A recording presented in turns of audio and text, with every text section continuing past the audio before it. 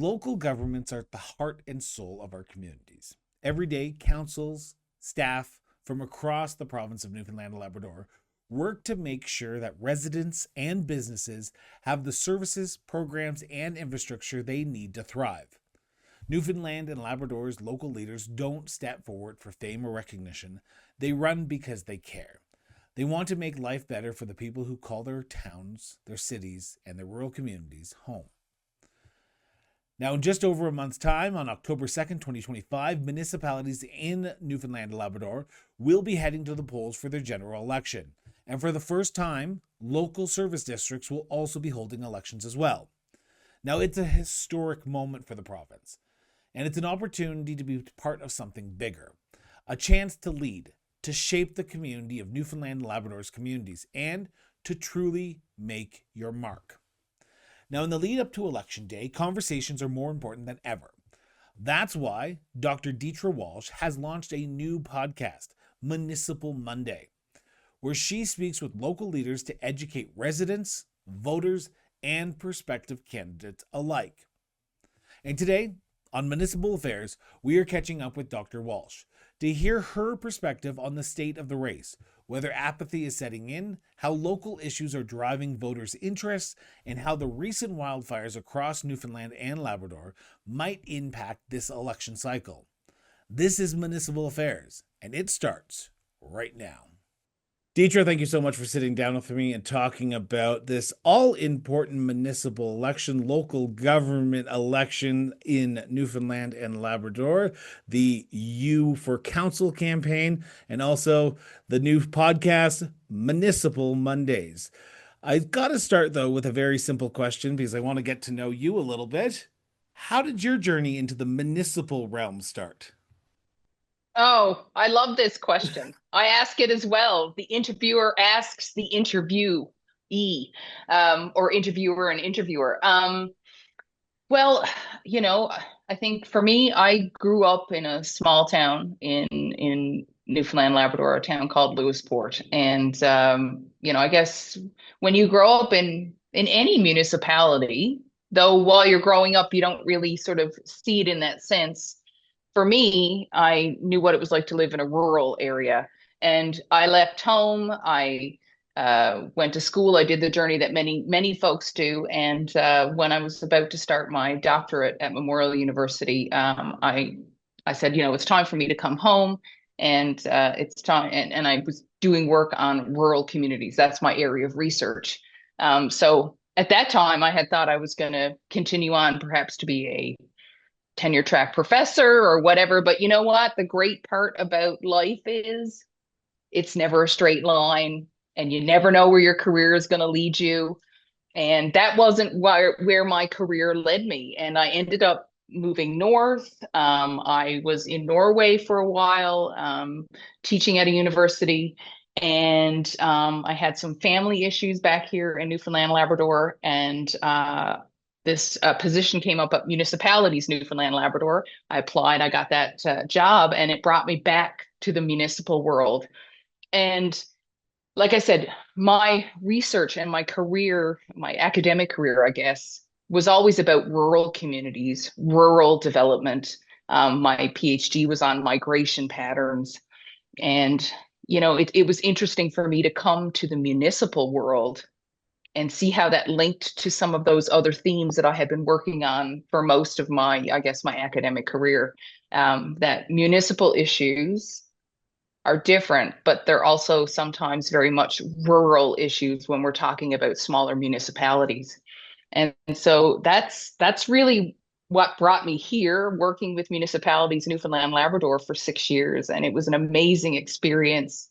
And probably the most rewarding work I've done in my career. And I'm so thankful I'm not a tenure track professor right now, I guess, because I got to do all kinds of other cool things. You, and I say you as the royal you, is MNL, your consulting firm, but also an ad agency, has launched a pretty spectacular campaign. And I say that respectfully because I know I speak to many other municipalities, but I'm hearing from people out in Alberta and Saskatchewan that the U for Council campaign that has been launched ahead of this October 2nd municipal elections out in Newfoundland and Labrador has gained the attention of a lot of people from across Canada. How did the U for Council campaign come about, and how has it been received in Newfoundland and Labrador? Because I'm hearing from outside the province. What's it like inside the province? Um, so the U for Council campaign is part of the Make Your Mark, I guess, umbrella, which is a program that runs. I'll call it a program. It is a campaign that runs by municipalities, Newfoundland and Labrador, ahead of our local elections, and so that's every 4 years. So as you mentioned, the elections are coming up on October the 2nd. And so when Make Your Mark ramps up, part of what we're thinking about is, and part of I guess the obligation of Make Your Mark is to encourage people to run for council at its core. That's not surprising, and also encourage people to get involved, to volunteer, and to vote. So in the initial stages, and when I was indeed still working with municipalities, Newfoundland and Labrador, and transitioned over to coordinate and support the Make Your Mark campaign efforts this year. Part of that work was thinking, it is a challenging time for local government in Newfoundland and Labrador, but also across the country. And I know you're very familiar with those conversations. And Newfoundland and Labrador is unique in a sense that, we have 275 incorporated municipalities, 274, 75% of which have fewer than, 1,000 people. So our municipalities are very small, geographically dispersed. They're northern, they're rural, they're remote. And with that comes challenges to encourage and recruit people. And for your listeners, I know that, municipal councilors do sometimes get paid. Sometimes it's part-time work, but sometimes it's full-time work. But I mean, paid work here in Newfoundland and Labrador, for the most part, our municipal councilors operate as volunteers. They may get a small degree of remuneration, but this is effectively a volunteer type of work. So you can imagine how challenging that would be to encourage people, knowing that this is how it is, but yet at the same time knowing that this is the most important order of government. In my opinion, for a lot of people's opinion, and certainly that's what M&L has said over the years. So the U for Council campaign really speaks to the heart of anyone can run for council. You don't have to have a particular skill set necessarily. You don't have to be a particular person. If you care about your community, if you're interested in governance, if you're interested in the future of your community and how you can move it forward with the team on council, then you can run for council. And part of that is seeding in people's selves that the confidence that they can do it, if you know what I mean. I do, but it brings up a good follow-up question because more and more municipalities across Canada, and I'd love to get your perspective on what's going on in Newfoundland and Labrador because we're coming up to nomination day in Newfoundland and Labrador, and that means when the cutoff is for when people can file their nominations to run in the October 2nd campaign. I get a sense that across this country, there's an apathetic nature when it comes to municipal government right now. It is a lot of work, long hours, little pay, and therefore people are just not putting forward their names, their time, even their energy when you're talking to prospective candidates, when you're hearing from prospective candidates, or when you're hearing from current counselors, because in Alberta, we're on the same election cycle. We have an election about 20 days after your election. I get the sense that a lot of people are saying enough's enough. We can't handle it anymore and we don't want to be there. Are you getting a sense that there is a apathetic nature when it comes to municipal leadership and we'd rather let other people do it rather than me actually put my name in because I have so much I have to do with my personal life. I have no time to give Yeah. back to my community in that way anymore.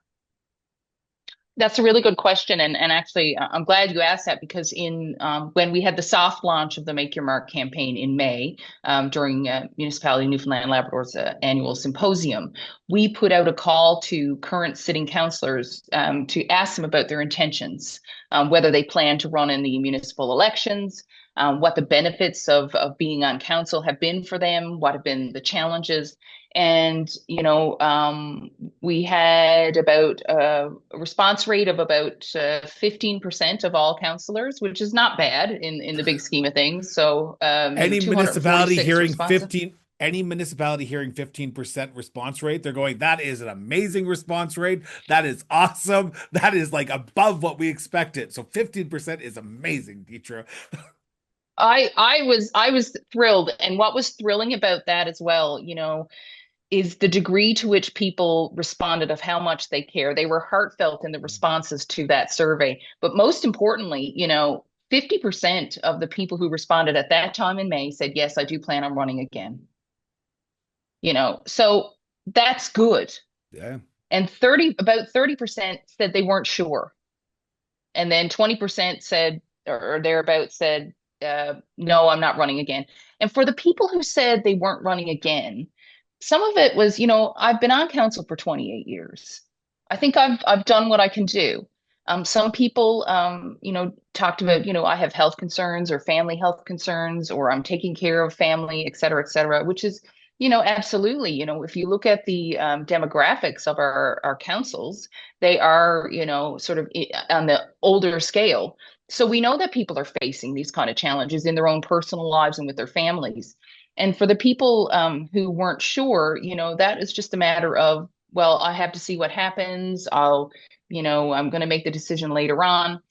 And, in some cases, and what we've heard sort of anecdotally, this would not be through the survey, is if you've got a council in a smaller community and smaller ones in particular, who, the slate says they're running again, well, everyone's like, okay, they're not, it's okay, status quo is okay, and they're going to run again.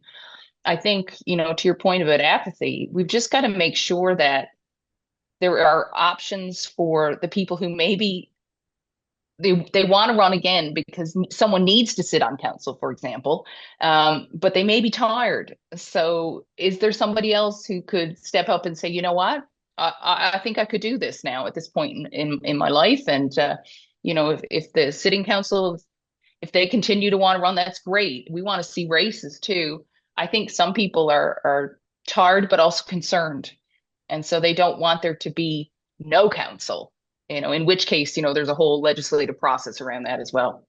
It speaks to the bigger picture item of the generational change that we're seeing across Canada right now. Because you're right, a lot of the smaller rural communities that I see in particular, have councillors who have been on there for 5, 6, 7 terms, or even 20 years, as you said. Well, there's one mayor in Ontario who's been there since 1984. He was first elected Mm. to mayor, and he's been mayor of his community since. What's the role that the next generation plays in Newfoundland and Labrador in this election? Are you seeing more younger generations? I forget his name, and I apologize right now if the gentleman is listening, but he's a counselor for, ran in a by-election. He got elected. I think he was 18. He was still in university. I want to say Witless Bay, but it's not Witless Bay. I'm just, Babels, there, Bay Bulls. Thank you so much. So Ethan, perhaps. thank you. See, I knew you would know, because this is why we get along, and we don't even know each other that well. We already know each other. So Ethan gets elected because he saw a need and he stepped up and he put his name forward. Are you seeing more Ethans of Newfoundland and Labrador putting their name forward, or even stepping up and saying, okay, I see the generation that's currently there stepping away, so it's time for our generation to step up or stop complaining that we're not being heard? I think the short answer to that is yes. I'm going to say Okay. yes, but I'm going to preface that by saying, we won't know who all is stepping up Yeah. until, the nomination names are posted. And even then, it becomes just, from a legislative perspective, each municipality posts those names. And we don't generally either know, the demographics of the people in that case. But I'm going to talk about what I have seen, even here in on the Avalon Peninsula.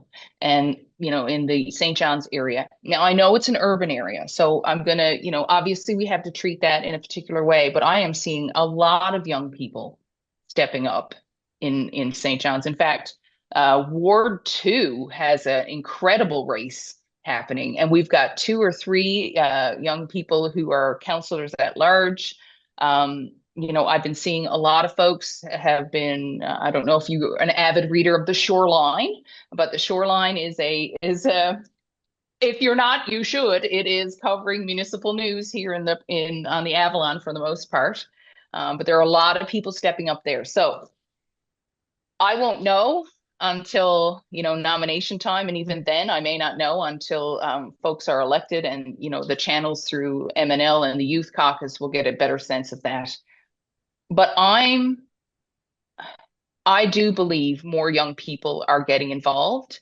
And I think we're going to see a shift change in that because more and more young people are seeing the potential of their place on a municipal leadership role.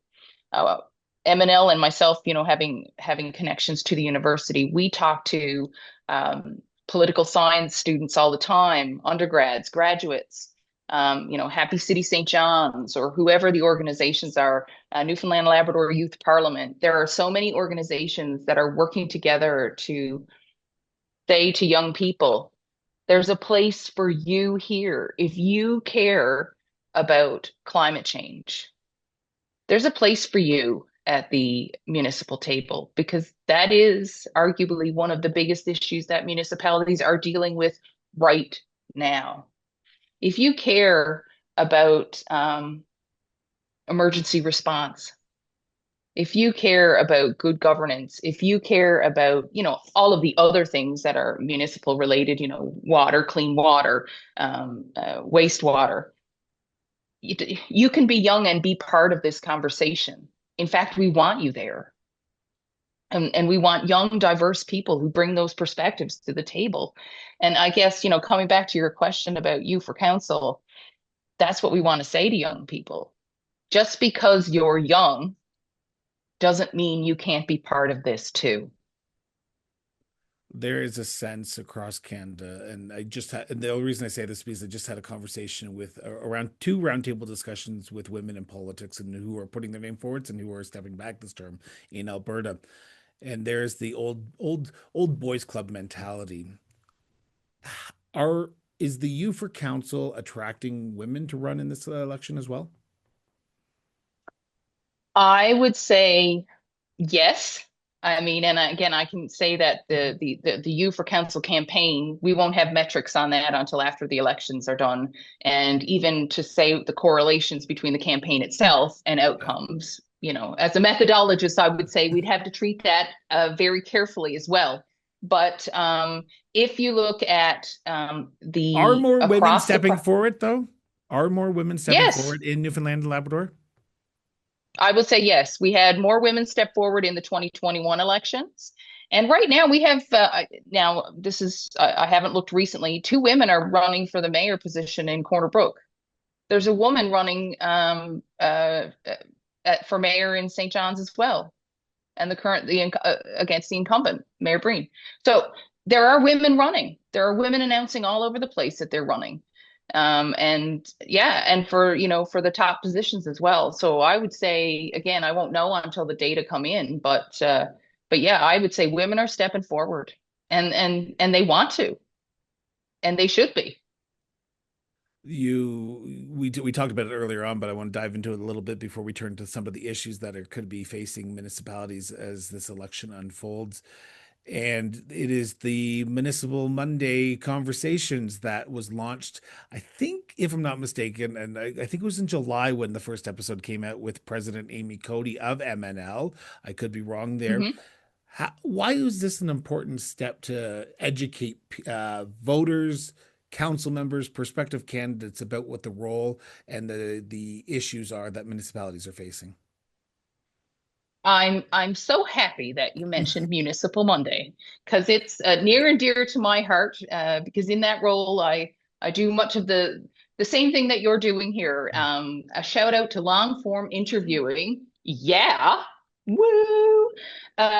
We launched, so Municipal Monday launched in June. And we've have 10 episodes now. And for listeners, I definitely encourage go to where you get podcasts and have a listen in. Um, the reason behind that, of course, I'm doing great work with Mayor Rudy Norman, who is also part of the Municipalities Newfoundland and Labrador team. If you know Rudy, he's a wizard with all things technical, and he also enjoys doing podcasting. So we said, let's do something that provides a little something extra to people. Because part of what people say when they're thinking about running, or even after they've ran and they win, they say, I didn't know enough, or I wish I had known more. And I didn't know what I was getting into. And so to answer that question, the best and most consumable way right now, I think, is through these conversations with key players and leaders and participants in local government. Municipal affairs and community engagement. That's the provincial department who actually provided financial support for the You for Council and the Make Your Mark campaign. So much thanks to them. But part of their work has been, of course, they provide a counselor handbook, which is going to be updated in the fall. They provide materials through their webpage and through their training sessions. And we know the folks who work over there, and they're fabulous. In fact, I talked to Don Chaplin, who's the Eastern Regional Manager, just in the last couple of episodes. We had a wonderful conversation about legislation, and we geeked out. But again, sometimes you can't go in and read everything, or you may not be able to get to a lot of council meetings, or you may just be a very busy person, but you want something easy to consume to say, what is this all about? And that really was at the heart of Municipal Monday. And so we had a conversation with MNL President and Grand Falls Windsor Councillor Amy Cody, introduction to municipal politics. We talked about policy with the town of Gander CAO Brad Hefford, an amazing conversation. If you're into policy, listen to that. We talked with, CSC, Community Sector Council, CEO Colin Corcoran, used to be the mayor of Riverhead. At one point, he talks about in the podcast, youngest mayor in Canada, right? All of these great conversations. I know you know Craig Pollitt. I don't know anybody who doesn't know Craig Pollitt. In fact, probably across the country, we had an amazing conversation about incivility at the municipal level. We talked with Yvonne Rumbold Jones about municipal politics as a stepping stone to other things. We talked about campaigning with CEO Rob Nolan. We talked about leading in a small town with Rudy Norman, leading in a city with Mayor Danny Breen. And then, of course, we did some legislative conversations. And then perhaps the most recent one we did, and I've just brought your listeners through everything. So thank you for your patience and letting me do that little bit of sales work there. I had a conversation with the publisher and editor of The Shoreline that I mentioned just a bit ago, Craig Westcott, about the importance of local media and the loss of local media as it relates to municipalities and community governance. And he tells, I won't take it much longer, but he tells this wonderful story at the beginning about how he worked in his first kind of reporting job with the Northern Pen, which was up on the Northern Peninsula. And these were a group of newspapers by a company called Robinson Blackmore, and they were in, many communities across the province. And he said when he started that work, that the folks at the paper said, now, you are not to touch council. You're not to go near council. It was like a sacred place for the most senior of reporters to cover the council issues. And that for me, that was an informative moment. And then I thought, what have we lost over the time in the loss of community newspapers, but also how we see councils and how the public sees them. So Municipal Monday has been a wonderful, wonderful journey in conversation, and we'll take it up until leading up to the municipal elections, and who knows what will happen after that. For those who do want to listen to Municipal Mondays, I should mention that if you're watching this or listening to this on TV, on any of our podcast channels or on YouTube, the links to those shows will be in the show notes. So you can subscribe to Municipal Mondays by going to our show notes and clicking on the links, and it will take you to the Spotify, Apple Podcast, and even their website so you can watch the videos as well. Highly recommend them because they are a resource that I have tapped into as I head into the 75th Symposium of MNL later on this year in Corner Brook, which I'm going to be attending. So it is a good resource for me. And if it's a good resource for me, it's a good resource for everyone else. So there's my shameless plug for your show as well. I love that. Thank you. So I want to talk about the election. And there is, as you said, I think you said 242 municipalities, incorporated municipalities Two, across 274. 274 across Newfoundland and Labrador, and they all have their own unique individual issues. Understandable. And I'm not trying to take away from those own unique individual issues, but I want to talk about the macro issues for a few minutes. What do you see as the big macro issues that are facing municipalities that this next batch of council members will have to address once they are elected on October 2nd and sworn in a few days later? Yeah. And what are you There's hearing really, from members? yeah. And of course, given that I am, certainly I'm not working on the inside of municipalities, Newfoundland and Labrador, so I'm not as close to those conversations with their members directly. But I guess I'll reflect on having Okay, been, hold on. I'm going to cut here for a second. Can I change the original question up then? So I don't yes, you put you can. so I don't put you in this odd spot. Over the last few weeks, we have seen what's been going on in Newfoundland and Labrador with wildfires raging, being evacuated. I think the town of Paradise just got was the evacuation order was lifted and people are returning home, or they have returned home by the time this airs. The Make Your Mark campaign, the You for Council campaign, how are we addressing the challenges that municipalities have been going through around the wildfire evacuations, or are they thinking about it, or are they leaving it up to the individual municipalities? So this has been an exceptionally trying time for people all over the country. And this is wildfire season, I guess, as we've come to know it, really. And this is perhaps one of the worst summers in our province. And we don't generally see wildfires in this way with this level of intensity.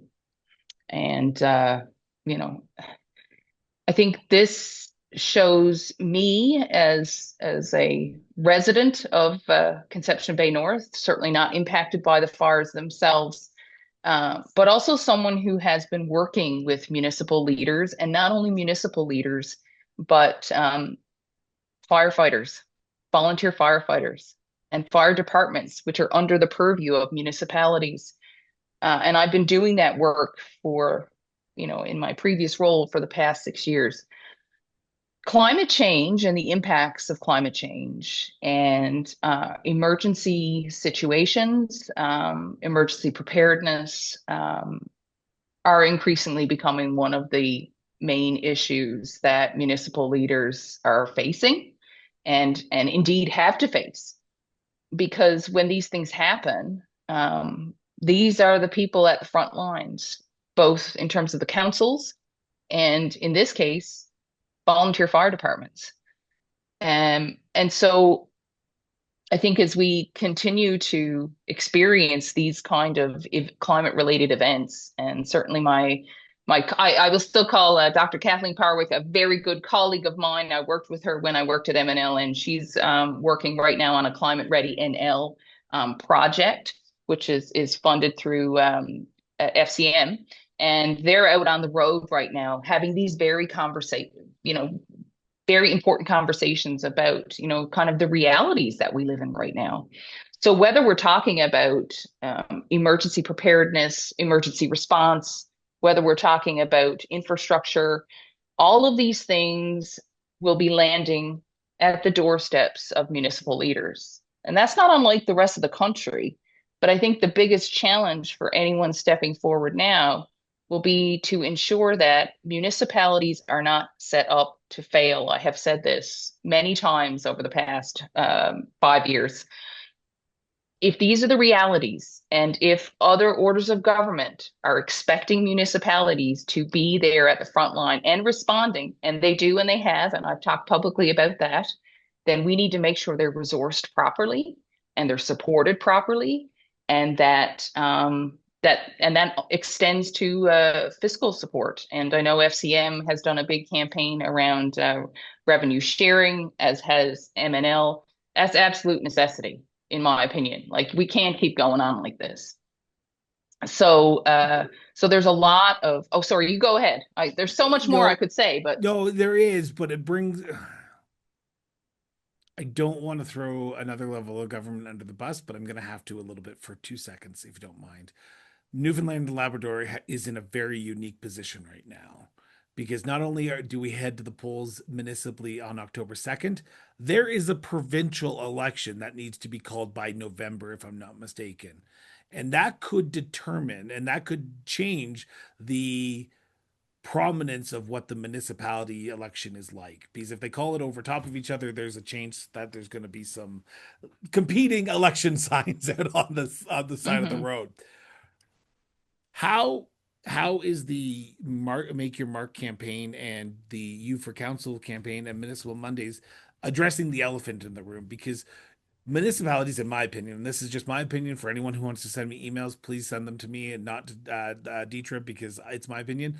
I think municipalities are the best level of government. I truly believe that with all my heart, because I think they are where the rubber hits the road. As Scott Pierce, the president of former president of FCM, they are the government of proximity. If they go down, that means our communities go down, and that's what we do not need.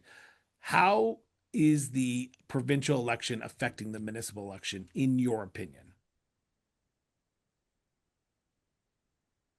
Well, the provincial election hasn't been called yet. But So I'm seeing some municipal leaders step back from this campaign and run provincially, though. So it is affecting it a little bit, even though it hasn't been called, right? no, and I say that, I mean, I say that in the sense of it hasn't been called yet. So most people don't know when it's going to happen.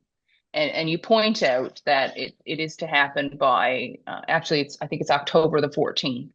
And Okay. so yes, and there was some coverage again in the shoreline of municipal leaders themselves voicing their concerns that there would be overlap or real close proximity. Even if it's called in the next couple of weeks, there will be overlap in terms of nomination period, campaigning.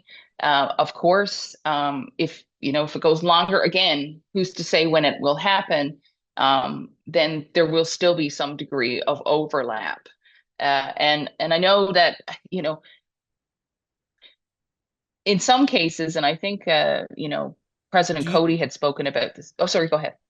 do you see a blurring of jurisdictional lines? When I talk to municipal leaders across Canada, even in Newfoundland and Labrador, for the few times that I've chatted with leaders out in the province, I get a sense that municipal leaders are dealing with more and more issues. And in some of your conversations, you talk about sort of the issues that municipalities are dealing with your guests. And I hear on a regular basis that what municipalities dealt with 10, 15 years ago is not what they're dealing with now. Wildfires was never something that municipalities would have to deal with 20 years ago, but it's the reality that we live in now.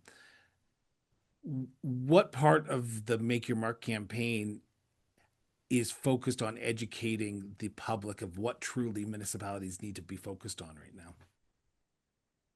Yeah, a very good question. And I think part of the challenge is, when you talk about overlapping, blurring jurisdictional things, overlapping campaigns. And I think for most people, for most residents, and perhaps this has come up in your conversations with others before, for most residents, they don't care whose jurisdiction it is. They Yep. just need an answer. And if there is a problem, you know, depending on what they want it fixed or need it fixed. And part of the question for all of us is, to what degree do we or should we expect all residents to know all of these things all of the time? And, there's been some great stuff put out by other municipal associations across the country in terms of, this is what the municipality does, this is what the provincial government does, this is what the federal government does. But again, are people taking the time? Are they interested in that? And some people are, and that's great. Will we get everyone to be interested in those jurisdictional lines and in the weeds of it all? No. I think what we need to be cognizant of is, yes, we can do the educational pieces, and that's why Municipal Monday exists, to have those kind of conversations. And, and also to point out when, things are misunderstood, because as they often are. And again, that's no shade on anybody in particular. It's that when you have all this blurring and all these conversations, there is the chance that things would be misunderstood, especially without local media or the ability to share things from a media point of view on the platforms that we're all using. Like, it makes a situation where people may misunderstand. Anyway, part of the U for Council, and as the campaign rolls out and closer to the election time, it's gonna ask people to get engaged, to volunteer, to get out and vote, and so that's part of that conversation. I think the educational piece, and back to your initial question, the educational piece of what municipalities do is an ongoing project that never stops. We're always in that work. Municipal associations across the country, municipalities themselves, municipal leaders, it's part of our work. And I would say that, to your point, municipalities are doing different things than they did, 20 years ago. Even if you look at MNL's strategic advocacy pillars, there's a strategic advocacy pillar there of community health and safety, which is not historically a arena that municipalities participate in. And certainly here in Newfoundland and Labrador, it is not an arena where there's jurisdiction, different than Ontario, for example. Municipalities here do not deliver health and social services for the most part. And in the case of something like housing, St. John's, the city of St. John's is involved in some of that, but in most cases, that is not a municipal jurisdiction. However, the question is there a role for municipalities here? What is it? Do particular councils want to be involved in those sorts of things? And then on the flip side, again, back to, if there is an issue, it is coming to the municipal council anyway, and they have to navigate and figure it out. So all of these issues around policing, say in Newfoundland and Labrador, and concerns from residents about levels of policing, and this is a conversation that's nationally as well, who's speaking on that? It's municipal leaders. Or healthcare. Municipal leaders are speaking to these things. So again, back to the point, we need to resource and support them. It doesn't mean that they need to be in all of these levels of sort of what MNL has called core municipal areas. But if we're going to expect people to be in there, and we want them to be there, and residents will, for whatever reason, will go to them for answers about some of these areas, then we need to support them, bar none. This is and if I'm doing my research correctly, this is the first time that both municipalities and local service districts will be holding elections at the same time. For my listeners outside of Newfoundland and Labrador, what is a local service district in the context of Newfoundland and Labrador? So, so there's various different levels of, I guess I would call it community governance structure. So an incorporated municipality is, sort of what we would understand and what we're talking about here. You have a council, it's incorporated. Exactly. Local service districts are they don't have a council per se, but they do have the ability to elect local committees. And it would have a chair, and they would make certain degrees of decision making for the community, but it's done in a slightly different way. And again, for your listeners, there is a new piece of legislation that is now governing, a provincial piece of legislation that is now governing both municipalities and local service districts. And it's called the Towns and Local Service District Act, which for any of the policy geeks out there, it's replacing the Municipalities Act 1999. And it is no longer prescriptive legislation. It is enabling legislation. And with that comes a whole host of different conversations. And again, for your listeners, local service districts are in this umbrella of community governance. And part of my understanding in terms of having them have their election at the same time as municipalities is to ensure that sort of everyone's on the same page, that we are ensuring that we're connecting with, not we, because they come under the jurisdiction of the provincial government, that they're connecting with them and understanding what their issues are as well and communicating with them. So the Make Your Mark campaign, would they address the local services districts as well, or just to the incorporated municipalities in the province? It's both. The You for Council campaign applies to both. I know that may sound like a stupid question, but there's probably going to be one person who said, well, does it work? So I just had to ask that question. So I apologize immensely. Oh, it's Um, all good. I'm just cutting here for 2 seconds because I've been flipping around in my questions because we're jumping all over the place. Wildfires. Okay. We are heading into the last month of this campaign, October 2nd being the actual voting day. What role do you see engagement post nomination day being for MNL to ensure that we don't just get people to run, we get people to vote? Because apathy at the voting box is at an all-time low across Canada right now when it comes to municipal governance. How do we get more people in Newfoundland and Labrador to actually get out, get off their phones for 5 minutes, go to the ballot box, and that's Chris saying, that's not Deatra saying, go to the ballot box and actually cast their ballots to shape the future of their municipalities? And that is the $1 million question for, I think, any order of government, is ensuring that people get out and vote and ensuring that your elections are accessible, your elections, and that people know what they're voting for when they go to the ballot box as well. Back to our earlier conversation about just, knowledge and information sharing and education. So You for Council campaign is going to have a big portion of its online multi-pronged presence across all the channels, that is really focused on getting out to vote and making sure that people know that local elections are happening October 2nd and you have to get out and vote. I will say, and a big shout out to the professional municipal administrators. That's the sister organization of MNL, but all of the administrators within municipalities who are doing extremely amazing work to communicate with residents about nomination, about processes, about what you need to know, and also communicating with residents through their own media channels, about when and how you can vote.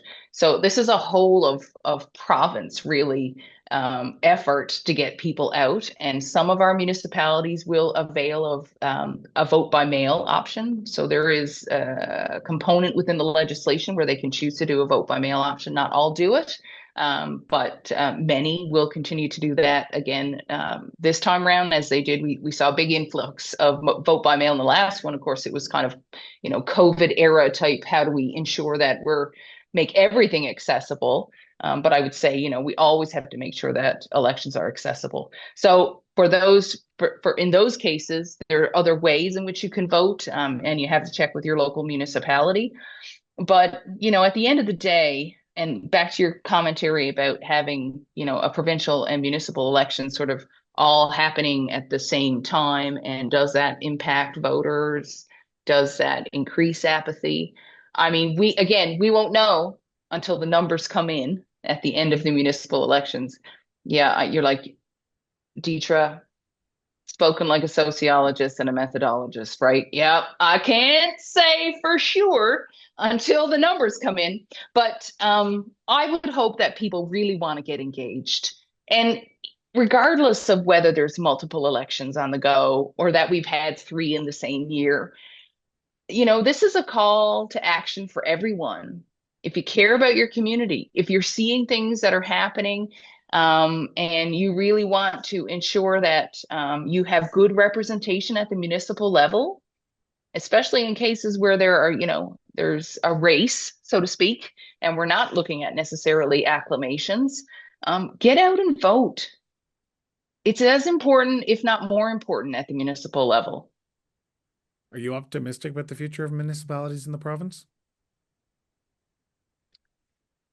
I am optimistic about pretty much everything, or at least enthusiastic, I will say. I am optimistic about where we could go, where municipalities could go if given the right resources, the right supports, the right structures.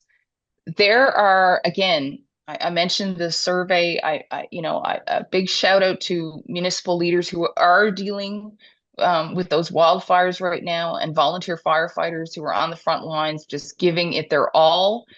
There are so many people in this province who just care so deeply and want to see their communities thrive. They want to protect their communities, certainly in this case, and they want to see their communities, again, like thrive and grow into the future. So I'm always optimistic that people will step up to lead. I just want to make sure that people have everything they need to lead successfully and to govern appropriately and fairly given what they have to deal with.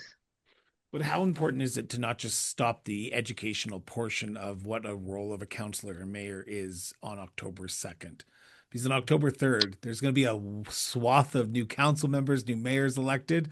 And I say that because there might not be, but I'm saying that there could be, and they might not know the roles as much. And while we can educate people as much as possible prior to October 2nd, on October 3rd, we've all heard the proverbial once you're elected, you're drinking from a fire hose.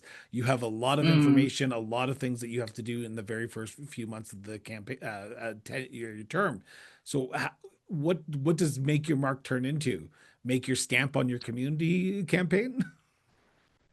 So, no, it's a great question, and that is, and again, having worked at municipalities, Newfoundland and Labrador, through the great team that works there now, through the advocacy work, through the programming work, through all of that work, and through the training provided not only there but also through the professional municipal administrators, and the training provided through, the Department of Municipal Affairs and Community Engagement. Once you're elected, that's where all of these groups step in and support you in that work.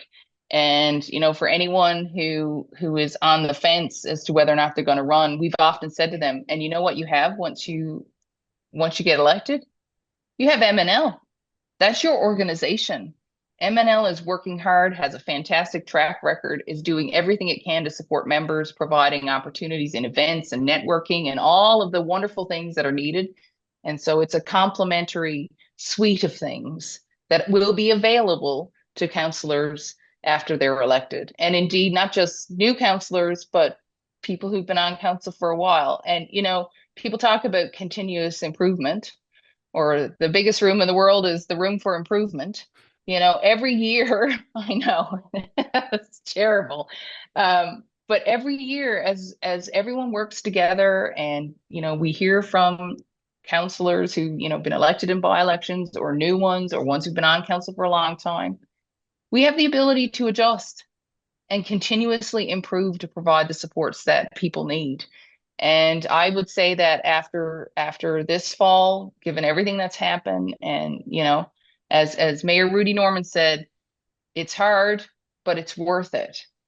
So if we know leadership is going to be hard, and again, after everything that's happened in the summer, and heading into the fall season, where we're going to have another series of potential, climate related events, it's going to be hard. So if we know that already, and we know people feel that it's worth it, let's just make sure that they have everything they need, and the organizations are here, and there's a department in the government that is dedicated to municipalities. I'm just cautious of time, and I looked at the clock while you were talking, and we're at the 45-minute mark. And I can't believe we've chatted for 45 minutes, because it feels like we just started, because it seems like an engaging conversation. You just lose track of time. So I want to ask two last questions, and the first one is an open-ended one for yourself. But what haven't we talked about that you want to make sure people know about the Make Your Mark campaign, the You for Council campaign, the advocacy work that MNL is doing, the lay of the land that the election cycle in Newfoundland and Labrador is going through right now that we haven't talked about? Oh, I'm sure we could probably talk for another couple of days, actually. We could have a whole conference, but I think I've covered off most of it for sure. I know that some members have talked about, you mentioned election cycles and should they be overlapping now on the 4-year cycle? That's, pretty congruent with municipal elections and the federal and the provincial. I think those are conversations that perhaps MNL is going to have potentially with members, with other orders of government, and I will be, I guess, observing those conversations happening. Other than that, I'll just say that a deep thank you to anyone who's doing municipal leadership and doing municipal work, and a deep appreciation for those who will put their names forward and who say, you know what, I'm going to do it, because that's who we need. We need you. Don't be afraid. Don't have imposter syndrome. Don't get in your own way. Just get out there and you might surprise yourself. And that's what's important right now. And we need you and we appreciate you. And if it's up to the rest of us, we're going to make sure everything is done to do the right kind of supports for you. And again, you have an association here that's doing that work. Wouldn't be doing my job if I didn't ask this last question. And I apologize if it comes out of left field, but have you ever thought about running for council? Ah, oh yes. I have thought about running for lots of things in government. uh, Um, just not for you right no, now.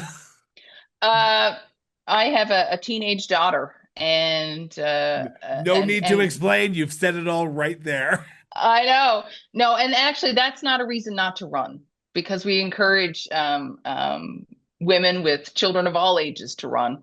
I think for me, the time is not right now for leadership at any level.